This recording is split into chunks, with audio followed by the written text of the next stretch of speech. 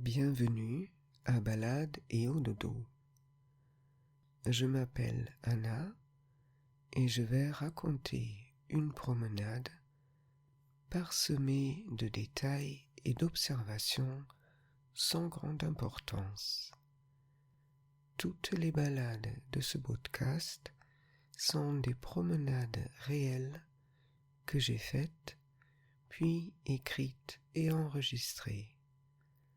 Je lis chaque balade 2 fois et je parle un peu plus lentement la 2e fois.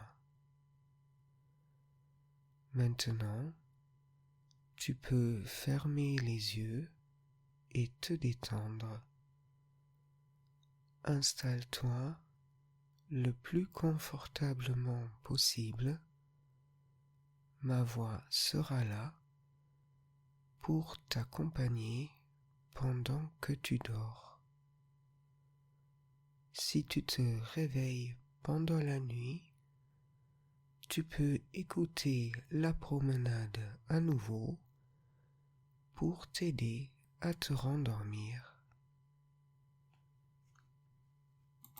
Lors de la balade d'aujourd'hui, nous allons rencontrer des rosiers, un vieux poirier, un tronc d'arbre qui sert de banc et une balançoire.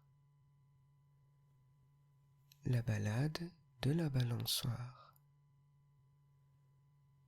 C'est une belle journée d'été et je pars de la maison en fin de matinée. Le soleil est déjà haut dans le ciel, mais l'air garde encore un peu de la fraîcheur de la nuit. J'ai envie d'aller vers la forêt, tout en haut à la sortie du village, et j'emprunte un petit chemin pour piétons qui monte entre les jardins des voisins. Tout en marchant, j'admire les beaux rosiers de ma voisine, plantés en bordure de son jardin. Il y en a des blancs, des rouges foncés et des jaunes, et elle en est très fière. À cette saison, on peut la voir souvent, le sécateur à la main, contempler pendant de longs moments la tige d'un rosier.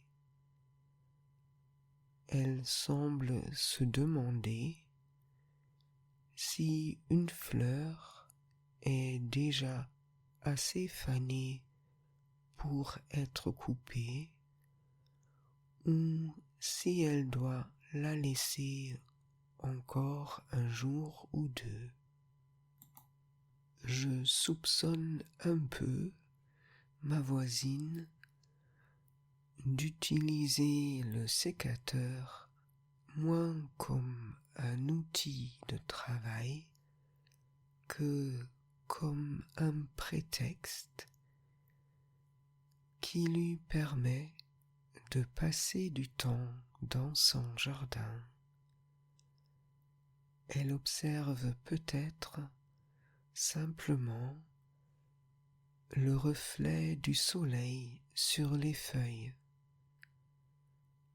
les nuances des couleurs aux endroits où les pétales se superposent, ou une abeille qui s'active à butiner au cœur d'une fleur. Au fond, elle est peut-être juste là pour profiter de la beauté de ces rosiers, de la lumière d'été et de l'odeur de l'herbe sous ses pieds. Une fois que j'ai passé les jardins, je traverse la route et monte une douzaine de marches en pierre. Puis mon chemin se rétrécit pour devenir une étroite bande goudronnée le long d'un grand pré.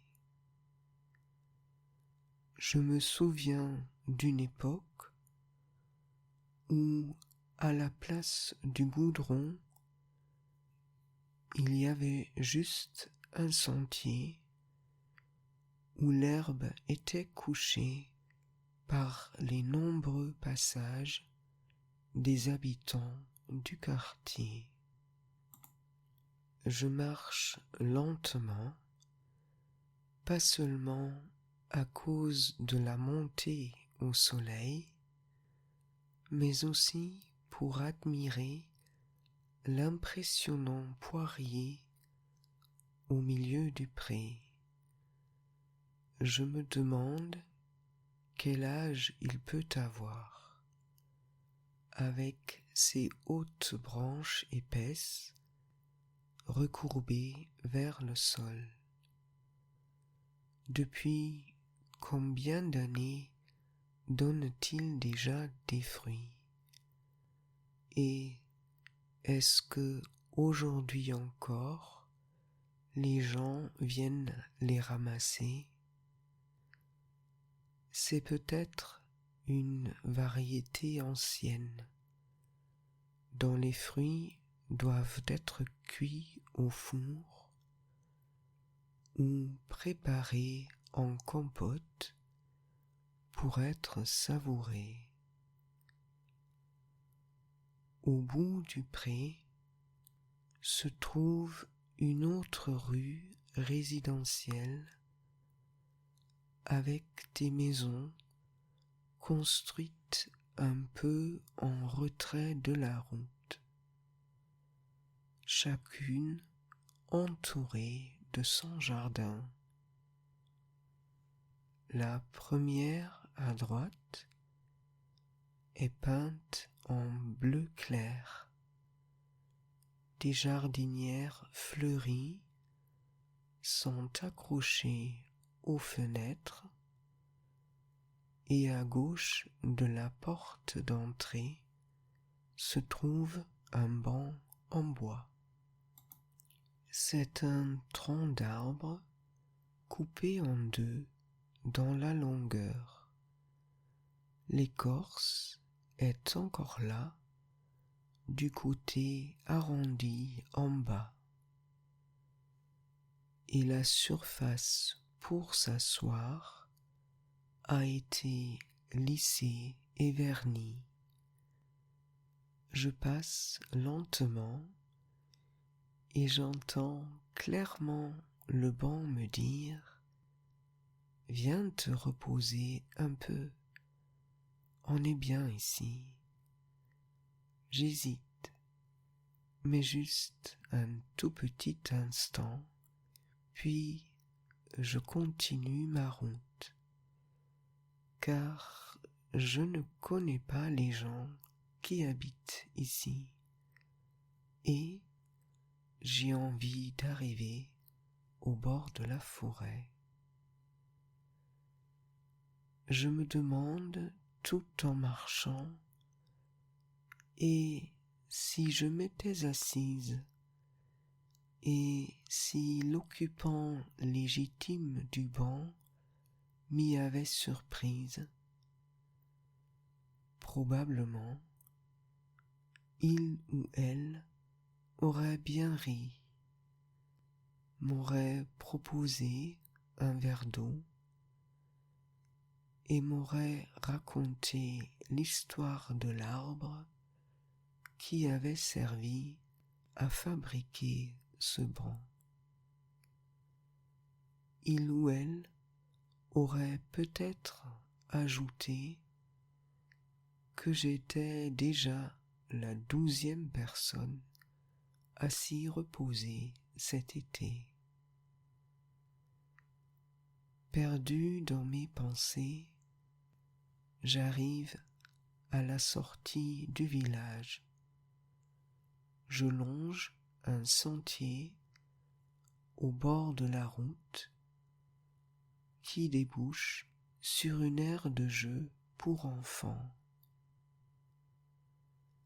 Elle est séparée de la route par une large bande d'herbe et une clôture en bois, mais elle a libre accès à la forêt.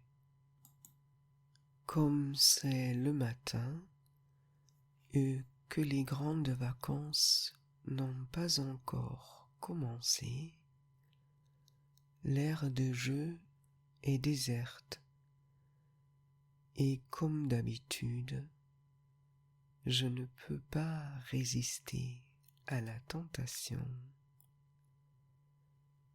Je pose mon sac sur un banc sous un des grands chênes et m'avance vers une grande structure solide en bois à laquelle sont suspendus 2 balançoires. Je sais que c'est une aire de jeu pour enfants. Il y a un panneau à l'entrée qui indique que l'âge maximum pour utiliser les jeux est de 12 ans. J'ai dépassé cet âge depuis un petit moment. Mais est-ce uniquement l'âge qui définit l'enfant? J'attrape avec les 2 mains les chaînes suspendues à la charpente et me pose sur le siège, un peu étroit, je l'avoue. Je tends les jambes, poussant le siège en arrière, puis je les plie en levant les pieds du sol. Et immédiatement, un sentiment de bien-être m'envahit, une légèreté de corps et d'esprit. Je me penche en arrière, je retrouve les mouvements inscrits dans mes muscles dès mon enfance, et cette sensation que la gravité terrestre n'a plus d'emprise sur moi.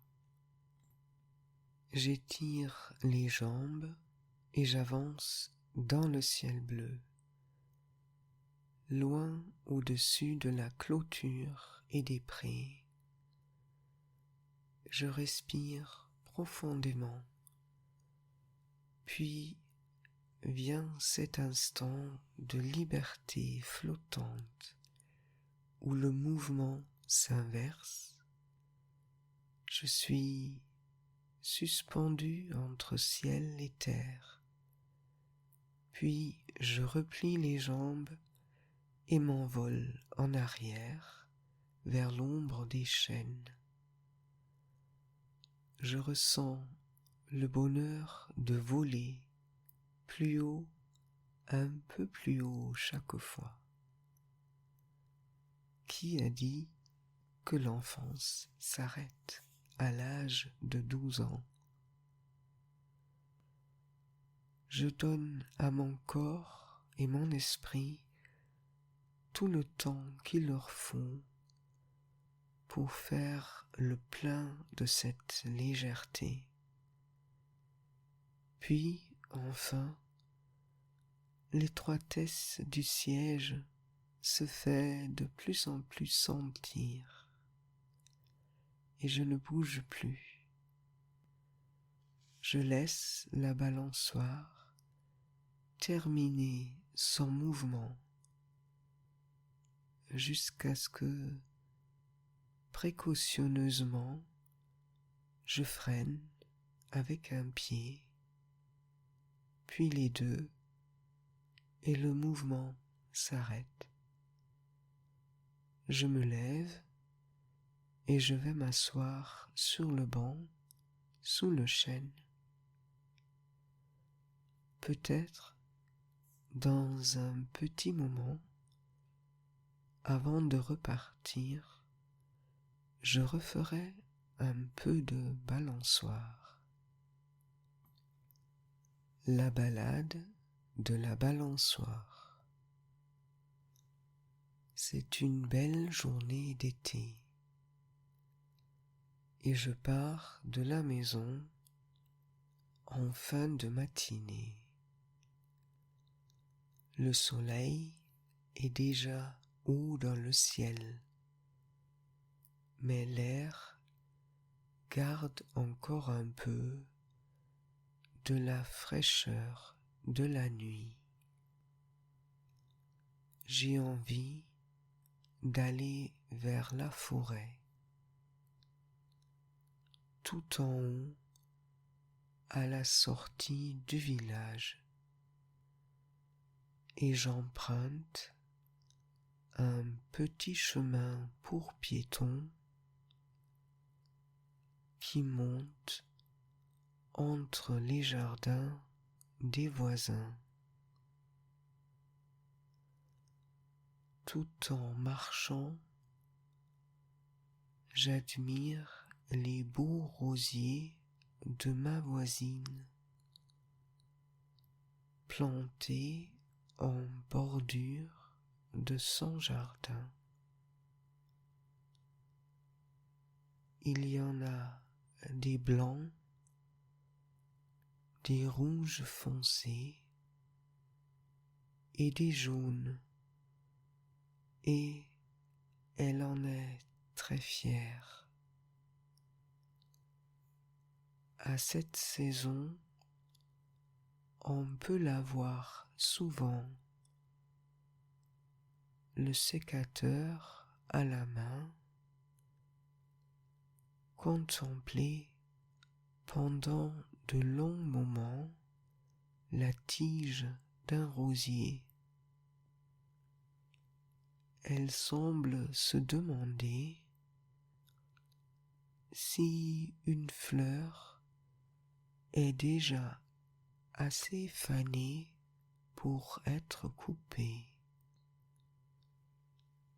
ou si elle doit la laisser encore un jour ou deux. Je soupçonne un peu ma voisine d'utiliser le sécateur moins comme un outil de travail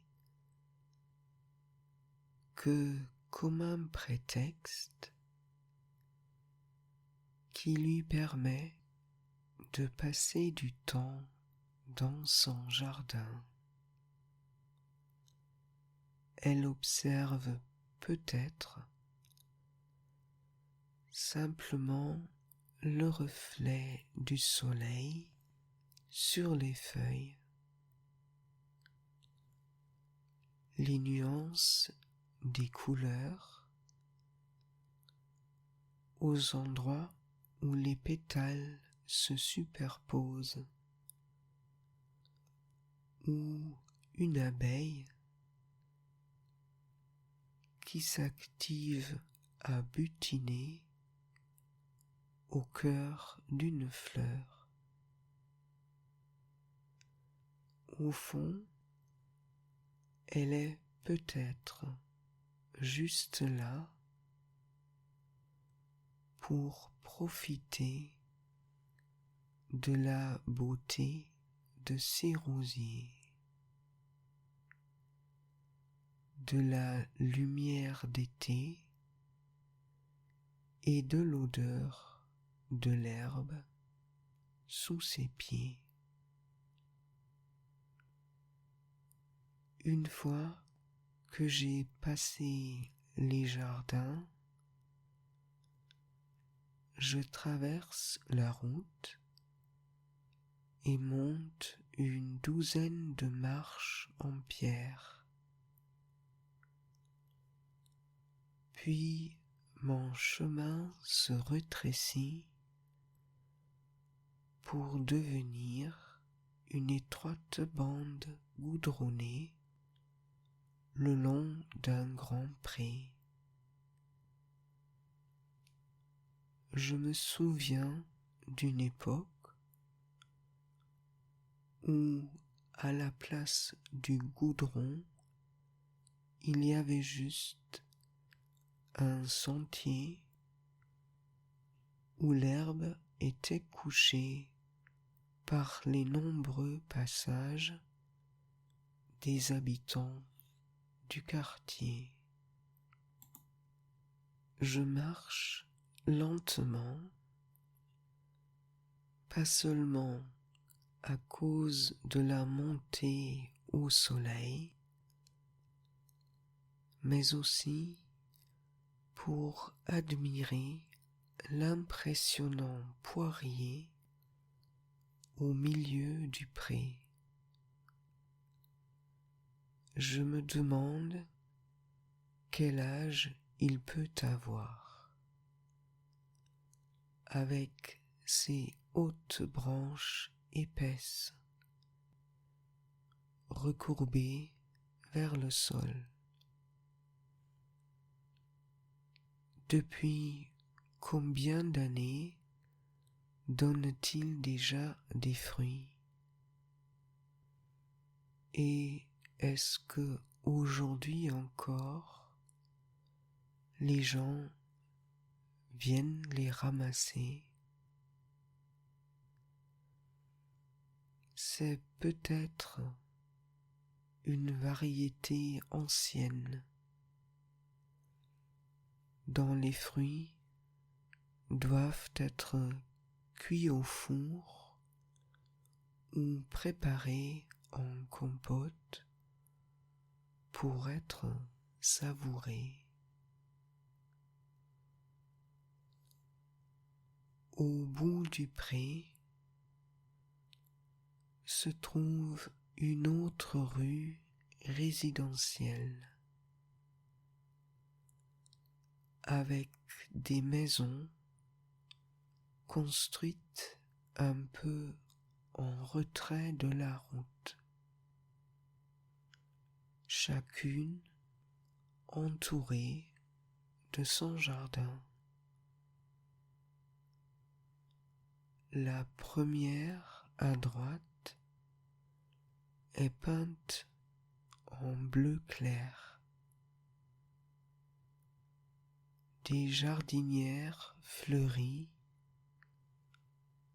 sont accrochées aux fenêtres et à gauche de la porte d'entrée se trouve un banc en bois. C'est un tronc d'arbre coupé en deux dans la longueur. L'écorce est encore là, du côté arrondi en bas, et la surface pour s'asseoir a été lissée et vernie. Je passe lentement et j'entends clairement le banc me dire « Viens te reposer un peu, on est bien ici ». J'hésite, mais juste un tout petit instant. Puis je continue ma route, car je ne connais pas les gens qui habitent ici, et j'ai envie d'arriver au bord de la forêt. Je me demande, tout en marchant, et si je m'étais assise, et si l'occupant légitime du banc m'y avait surprise. Probablement, il ou elle aurait bien ri, m'aurait proposé un verre d'eau et m'aurait raconté l'histoire de l'arbre qui avait servi à fabriquer ce banc. Il ou elle aurait peut-être ajouté que j'étais déjà la 12e personne à s'y reposer cet été. Perdu dans mes pensées, j'arrive à la sortie du village. Je longe un sentier au bord de la route qui débouche sur une aire de jeu pour enfants. Elle est séparée de la route par une large bande d'herbe et une clôture en bois. Mais elle a libre accès à la forêt. Comme c'est le matin et que les grandes vacances n'ont pas encore commencé, l'aire de jeu est déserte et, comme d'habitude, je ne peux pas résister à la tentation.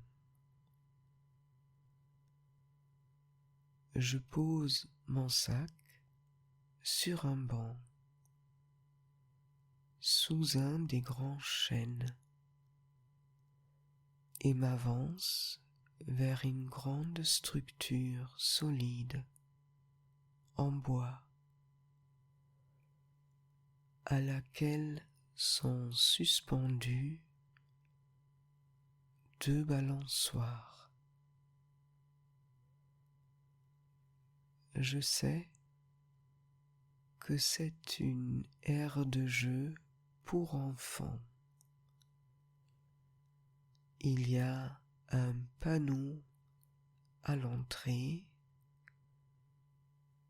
qui indique que l'âge maximum pour utiliser les jeux est de 12 ans.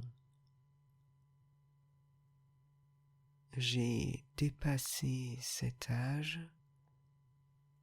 depuis un petit moment. Mais est-ce uniquement l'âge qui définit l'enfant? J'attrape avec les 2 mains les chaînes suspendues à la charpente et me pose sur le siège, un peu étroit, je l'avoue.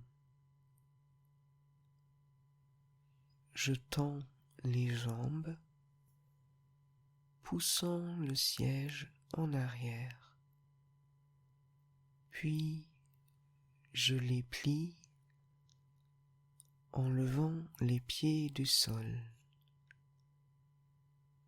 et immédiatement un sentiment de bien-être m'envahit, une légèreté de corps et d'esprit. Je me penche en arrière, je retrouve les mouvements inscrits dans mes muscles dès mon enfance. Et cette sensation que la gravité terrestre n'a plus d'emprise sur moi. J'étire les jambes et j'avance dans le ciel bleu. Loin au-dessus de la clôture et des prés, je respire profondément, puis vient cet instant de liberté flottante où le mouvement s'inverse. Je suis suspendu entre ciel et terre, puis je replie les jambes et m'envole en arrière vers l'ombre des chênes. Je ressens le bonheur de voler plus haut, un peu plus haut chaque fois. Qui a dit que l'enfance s'arrête à l'âge de 12 ans? Je donne à mon corps et mon esprit tout le temps qu'il leur faut pour faire le plein de cette légèreté. Puis enfin, l'étroitesse du siège se fait de plus en plus sentir et je ne bouge plus. Je laisse la balançoire terminer son mouvement jusqu'à ce que, précautionneusement, je freine avec un pied, puis les deux, et le mouvement s'arrête. Je me lève et je vais m'asseoir sur le banc sous le chêne. Peut-être dans un petit moment avant de repartir, je referai un peu de balançoire. Bonne nuit.